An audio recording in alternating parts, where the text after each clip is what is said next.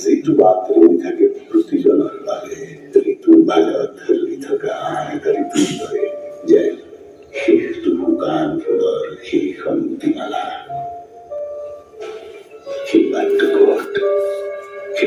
Coat বৰপেটাৰ মাজদিয়াত বিৰিণা গোষ্ঠী অসমৰ সাহিত্য আলাপত সৈয়দ আব্দুল মালিকক স্মৰণ। তপন দাসৰ আবৃত্তিৰে তৌফিকুৰ ৰহমানৰ কবিতাৰ ভিডিঅ' মুকলি।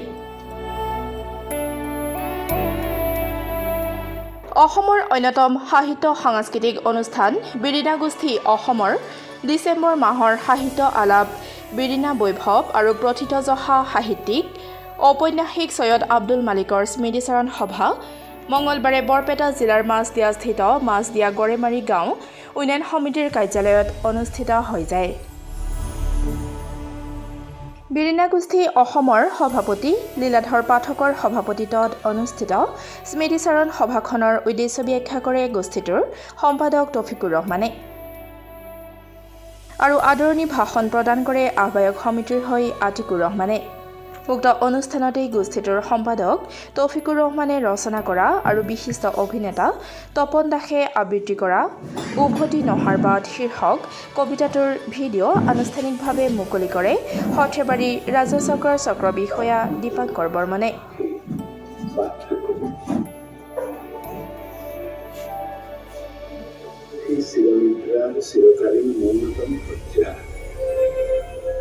নয়ন বৰাই পৰিচালনা আৰু সম্পাদনা কৰা কবিতাটোত অভিনয় কৰিছে জনপ্ৰিয় অভিনেতা মনোজ গগৈ, নয়ন বৰা, মইদুল আসলাম, জুৰি, সৌৰভ ৰবীন বৰা, ধ্ৰুৱ দাস, সমৃদ্ধ কোঁৱৰ, ৰুবুল, জাহানুৰ, ৰাজা, কনিষ্ক কুমাৰকে ধৰি কেইবাগৰাকীও নপুৰণি অভিনেতাই।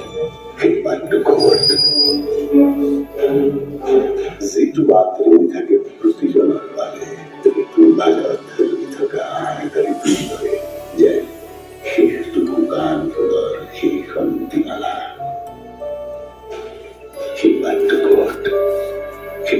কোট। অনুষ্ঠানটোত বন্তি প্ৰজ্বলন কৰে চেঙা জিলা পৰিষদৰ সদস্য তথা ৰহস্য ঔপন্যাসিক বসন্ত ঠাকুৰীয়াই। সৈয়দ আব্দুল মালিকৰ প্ৰতিচ্ছবিত মাল্যাৰ্পণ কৰে বিশিষ্ট লেখক অমৰজিৎ পাঠক আৰু শ্ৰদ্ধাঞ্জলি অনুষ্ঠান মুকলি কৰে মাজদিয়া গড়েমাৰী গাঁও উন্নয়ন সমিতিৰ সভাপতি কামৰুজ্জামানে। অনুষ্ঠানটোত বিৰিণা গোষ্ঠী অসমৰ উপদেষ্টা ক্ৰমে ভৱেন কুমাৰ কলিতা, ৰোহিণী কুমাৰ দাস, নকুল তালুকদাৰ, উপসভাপতি জিয়াউৰ ৰহমান, জ্ঞানদীপ জুনিয়ৰ কলেজৰ অধ্যক্ষ মতিউৰ ৰহমান, শ্বহীদ সোৱৰণী মহাবিদ্যালয়ৰ ভাৰপ্ৰাপ্ত অধ্যক্ষ আব্দুৰ ৰহমান, অৱসৰী প্ৰধান শিক্ষক আলহাজ ফাইজুৰ ৰহমানৰ উপৰিও কেইবাগৰাকীও বিশিষ্ট লোকে সৈয়দ আব্দুল মালিকক স্মৰণ কৰি তেখেতৰ জীৱন দৰ্শন আৰু সৃষ্টিৰাজি সম্পৰ্কত বিশদভাৱে আলোচনা কৰে। সাবিৰুল হাছান, শ্বাহজাহান আলী, নেকিবুৰ ৰহমানকে ধৰি কেইবাগৰাকী কবিয়ে কবিতা পাঠ কৰি অনুষ্ঠানটো জীপাল কৰি তোলাৰ লগতে গোষ্ঠীটোৰ সদস্য জেহেৰুল ইছলাম, চানবৰ আলী, সুৰজিৎ পাঠক, কুলদীপ পাঠক, সমৰজিৎ পাঠক, শ্বাহনুৰ আলী, আতিকুৰ ৰহমান, দেৱজিৎ নাথ, বছিৰ আলী, পংকজ বৰ্মন, ধৰণী বৰ্মনকে ধৰি যথেষ্ট সংখ্যক লোকে সৈয়দ আব্দুল মালিকৰ প্ৰতিচ্ছবিত পুষ্পাঞ্জলি অৰ্পণ কৰি শ্ৰদ্ধাঞ্জলি জ্ঞাপন কৰে। আহ্বায়ক সমিতিৰ হৈ ইফতিয়াৰ জাহানে শলাগৰ শৰাই আগবঢ়োৱাৰ পাছত অসম সংগীত পৰিৱেশন কৰি অনুষ্ঠানটোৰ সামৰণি পেলায়।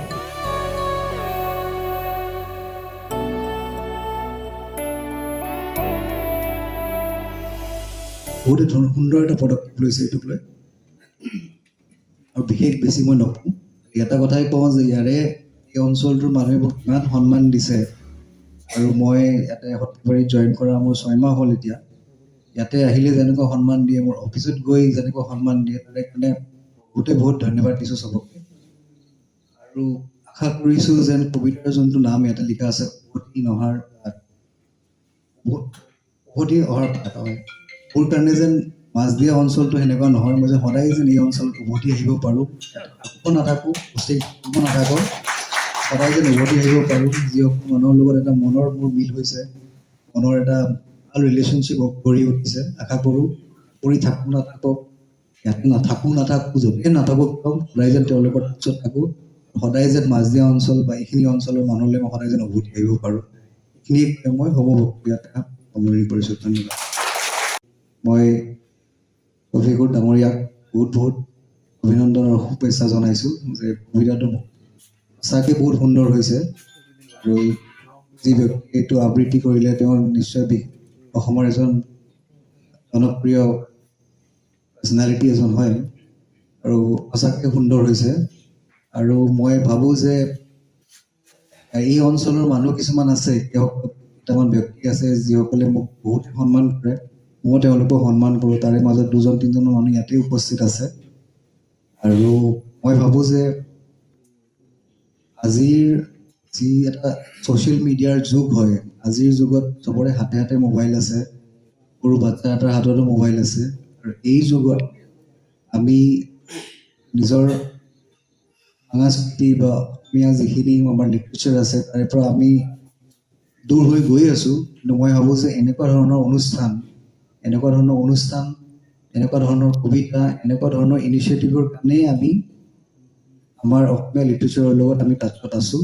আৰু মই আশা কৰিছোঁ এনেকুৱা ধৰণৰ অনুষ্ঠান সদায় হৈ থাকক। আমাৰ কবি যি সুন্দৰ কথাখিনি ক'লে তাতে কবিতাত, আশা কৰিছোঁ মানুহে তাৰ পৰা ইনস্পিৰেশ্যন লওক, প্ৰেৰণা লওক আৰু তেওঁৰ নিচিনা য়াং মানুহে আৰু আগবাঢ়ি আহি এনেকুৱা কবিতা আমাৰ ছ'চিয়েল মিডিয়াত এনেকৈ বস্তুবোৰ আগবঢ়াই নিয়ক। নৱপ্ৰজন্মই বস্তুবোৰ এনেকৈ দেখা পায়। কাৰণ আমি হৈছে কি, আমি এনি টাইম আমি মোবাইলত লাগি থাকোঁ আৰু দেশ বিদেশৰ বস্তুবিলাক দেখা পাই থাকোঁ, সেইবোৰৰ পৰা ইনস্পায়াৰ হৈ থাকোঁ বা সেইবোৰৰ পৰা ইনফ্লুৱেঞ্চ হৈ থাকোঁ।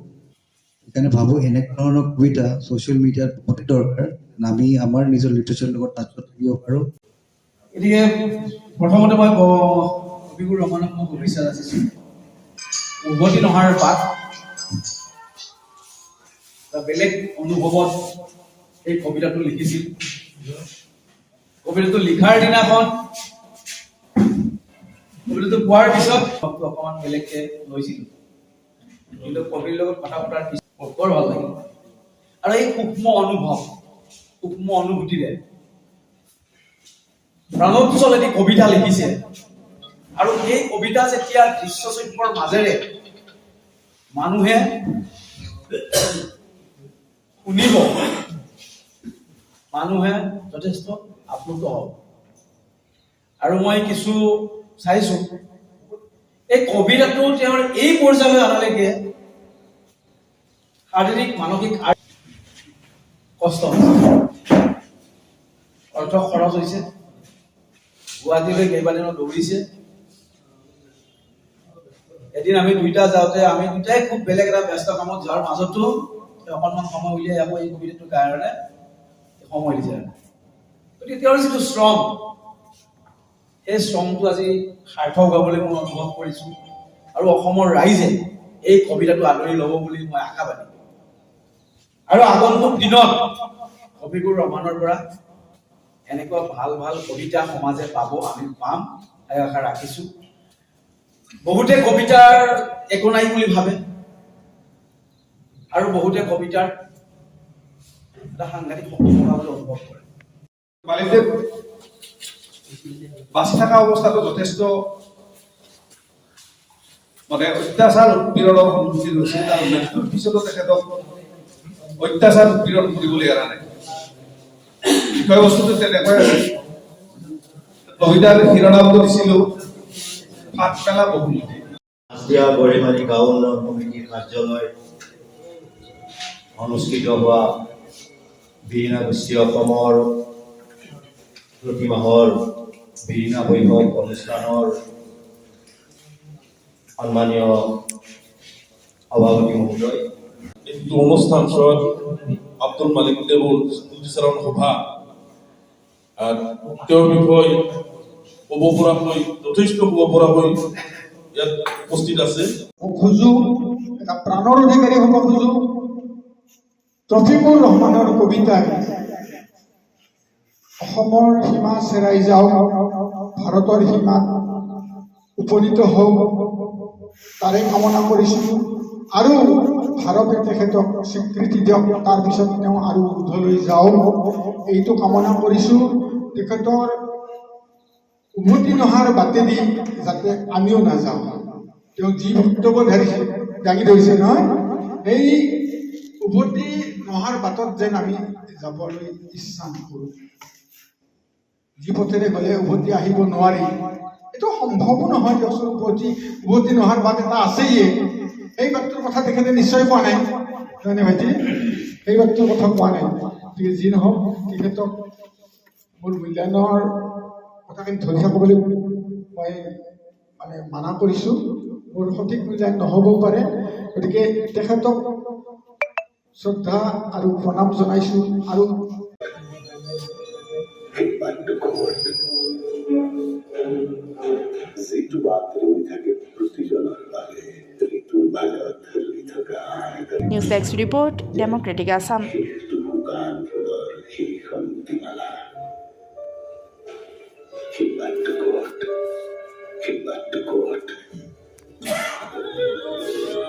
অধা পিছাকৈ তুমি মই তেওঁ সেই বাক্যৰ পুথি বহু তথাপিও যেন